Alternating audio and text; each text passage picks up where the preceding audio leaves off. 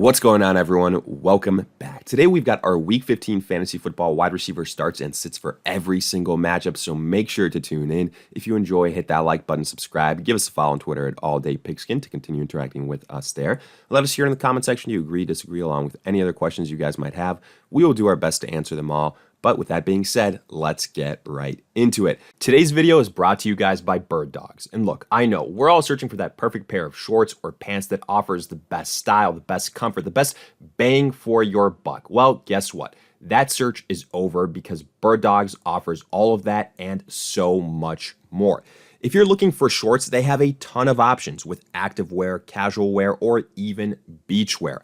On top of that, their pants have a selection of khakis, joggers, and sweatpants. So what are you waiting for? Regardless of the occasion of the season, get yourself the most stylish, the most comfortable pair of pants with a built-in liner from Birddogs.com.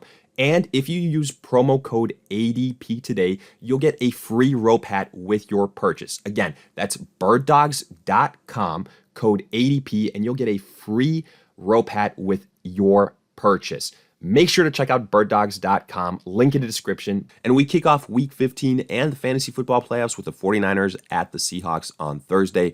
Now, for the 49ers side of things, it's pretty quick. It's just Brandon Ayuk. Deebo Samuel gets injured last week, expected to miss about 3 weeks. So, for fantasy football purposes, his season is theoretically done. So that just means Brandon Ayuk. There's no really other wide receivers that we trust too much here for the 49ers. They're going to focus on running the football. Christian McCaffrey is going to get a lot of targets.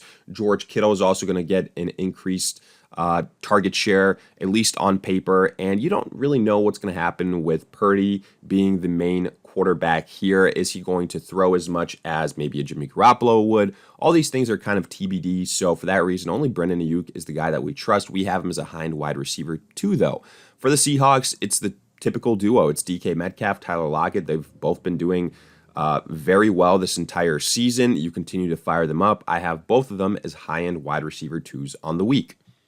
Then Colts at the Vikings. Here, I'm going to start both duos on the Colts and the Vikings. For Indy, it's Michael Pittman. It's Paris Campbell. I feel much better about Michael Pittman with the return of Matt Ryan. He's been, putting up, at least in PPR formats, decent low to mid-level wide receiver 2 stats. Paris Campbell is the bit of the wild card here, with Ryan under center. He had typically been performing very well.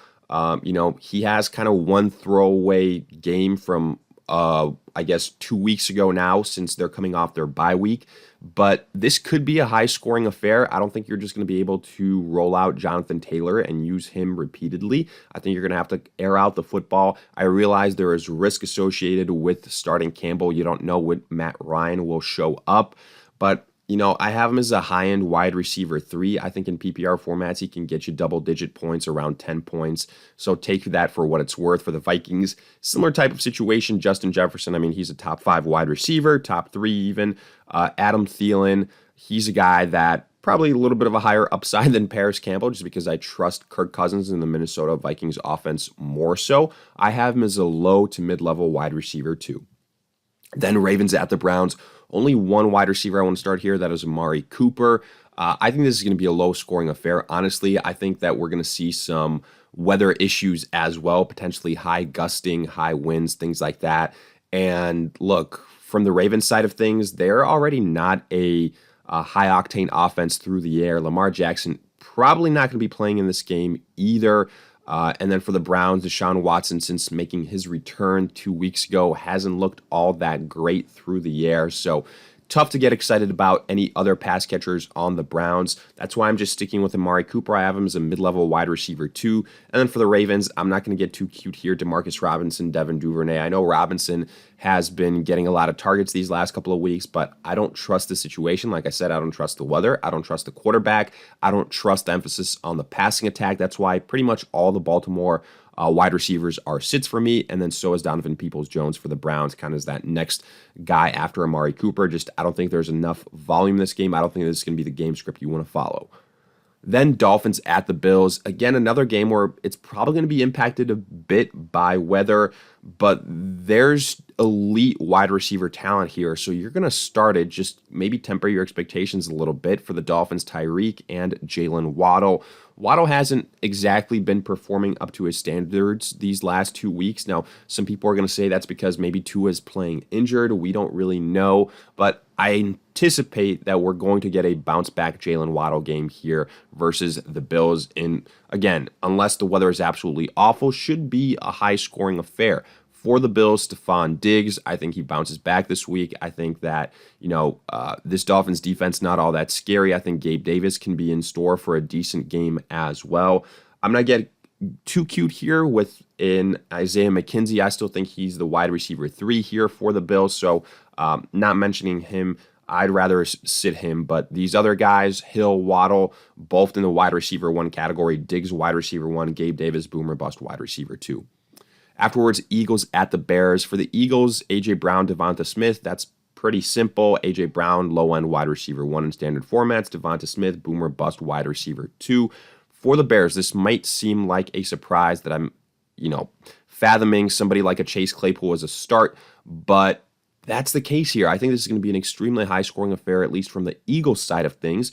And the Bears, with Justin Fields, aren't just going to be able to run the ball. I think that they're going to have to air it out. And without Darnell Mooney, Chase Claypool is going to get volume. And sure, he's a kind of throw in the dark type of dart throw, but I think he could potentially pay off. Very boom or bust, but I could see him having a big game just because of the volume needed here for the Bears to potentially keep pace with the Eagles. I think he's a massive boom or bust guy, but he does have some decent upside. I would have him as a low-end wide receiver too. Afterwards, Lions at the Jets. I'm starting Amon-Ra St. Brown and DJ Chark. Pretty much all the wide receivers other than Amon-Ra got a touchdown this last week for the Lions, but look, he still leads the team in targets, so you love to see that. He's a guy, low-end wide receiver 1. And then DJ Chark, since his return, he's been the number 2 wide receiver for the team. He's been getting volume. He's been getting touchdown success.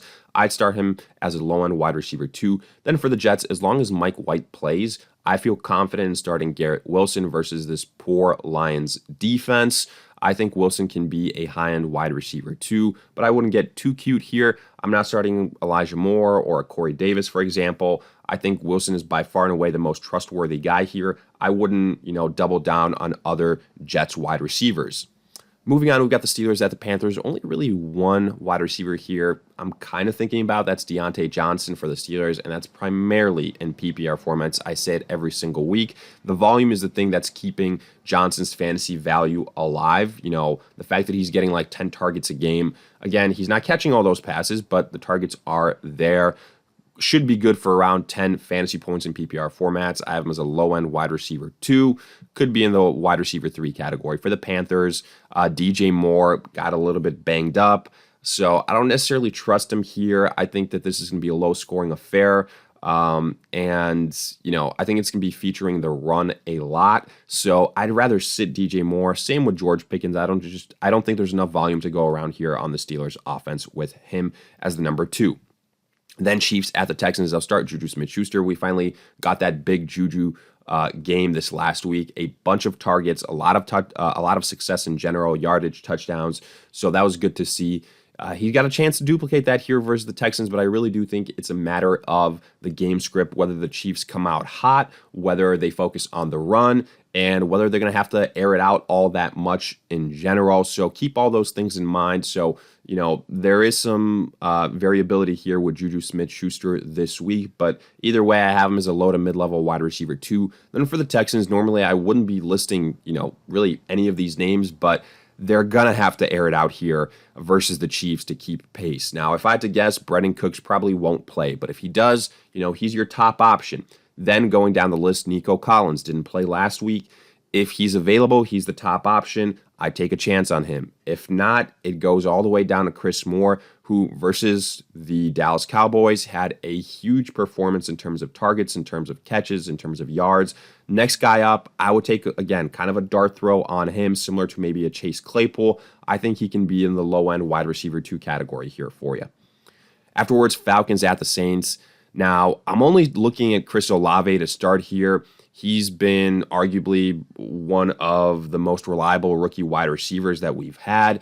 And doesn't matter if it's Andy Dalton, Jameis Winston, he's been getting the opportunities. I'll start him as a low-end wide receiver too. Then Drake London, he's a very intriguing wide receiver this week. The reason being is Marcus Mariota not going to play. Desmond Ridder going to make his first start of the season. So, a lot of different things could go down here. But honestly, if anybody's telling you to start Drake London, that's 100% purely based off speculation. And I have a tough time telling you guys to do that here, especially in the first round of the fantasy playoffs, because we don't know what this offense is going to look like with Ridder. We don't know if he's going to run it as much as Mariota did. We don't know what the coaches are going to make him do.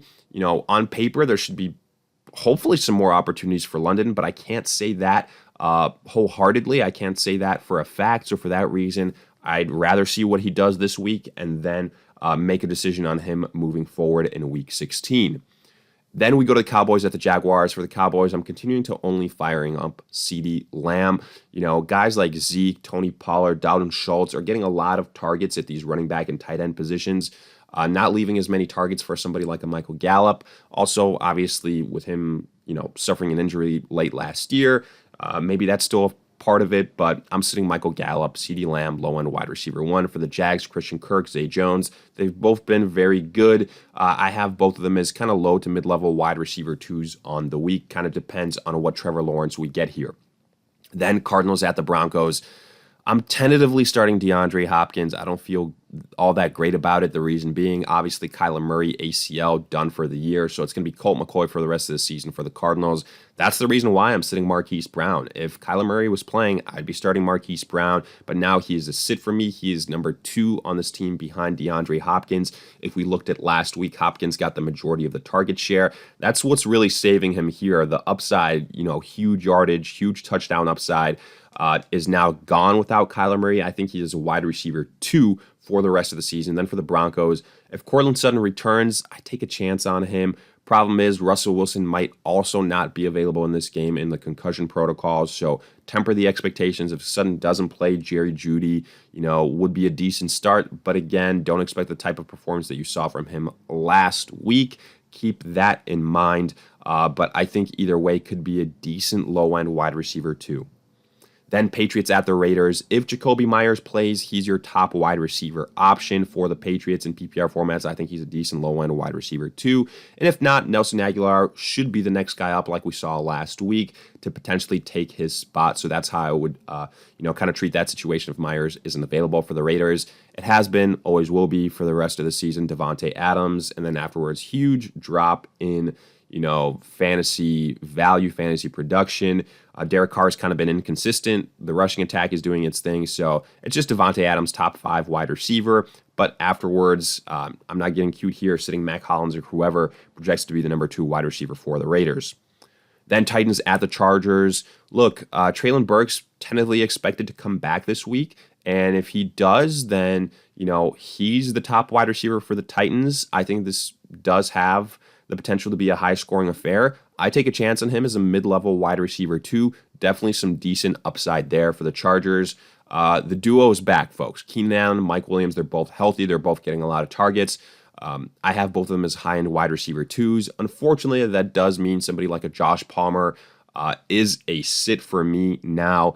He had his time to shine, and he did very well. But with both these guys healthy, I think he is tough to trust. You also got Austin Eckler in the mix, Gerald Everett to take away targets. So for that reason, I think it's better suited for Palmer to be a sit at this point in time. Then Bengals at the Buccaneers. Jamar Chase, easy start. T. Higgins, if he plays, kind of screwed some fantasy managers this last week. But if he plays, you start him. If not, we'll see. You could potentially think about Tyler Boyd. But he just hasn't been getting the targets, so I'd rather be safe and sit him there. For the Bucs, Mike Evans, Chris Godwin, that's been your duo all season long. Don't shy away from it. They're both high in wide receiver 2s, despite what the Bucs just did this last week, playing absolutely awful versus the 49ers. But I don't think the Bengals are the caliber team that the 49ers are, especially defensively. Then afterwards, I've been saying it all season long. I'm going to continue to say it. Julio Jones, Russell Gage, huge drop-off after Evans and Godwin. They are sits. Then Giants at the Commanders. I'm really only interested in Terry McLaurin here. I mean, he's the most trustworthy wide receiver on either one of these offenses. For the Giants, you don't know what you're going to get from Daniel Jones. You don't know which wide receiver is going to step up. So that's why I have both Richie James and Darius Slayton as sits. Is it going to be a big Saquon Barkley game? We don't know. Is it going to be a high-scoring game? Again, tough to predict. So I'm only really interested in Terry McLaurin here. I think he's a mid to high-end wide receiver too. And then Curtis Samuel hasn't really been all that great since Heineke took over. His fast start to the beginning of the year has kind of waned off, so I have him as a sit. Then Rams at the Packers. I'll take a chance on Christian Watson and Allen Lazard. For the Packers, the Rams have been absolutely awful. I think that Watson, with the touchdown success, with the way he's been utilized, he's the top choice here, but I still think he's kind of a low-end wide receiver too. Allen Lazard, purely, I think, a volume play for PPR formats if you're very, very desperate. I'm looking at like 10 fantasy points scored, something like that in PPR formats. So high-end wide receiver 3. And for the Rams, I'm sitting all the Rams wide receivers. Baker Mayfield expected to play in this game, but regardless who the quarterback is, you're down to guys like Van Jefferson. So it's not anything to get excited about. I'm sitting all the Rams wide receivers. But with that, we wrap up our Week 15 fantasy football wide receiver starts and sits for every single matchup. If you guys enjoyed, hit that like button, subscribe, give us a follow on Twitter at AllDayPigskin to continue interacting with us there. Let us hear in the comment section if you agree, disagree, along with any other questions you guys might have. We'll do our best to answer them all. In the meantime, we'll see you guys in future videos.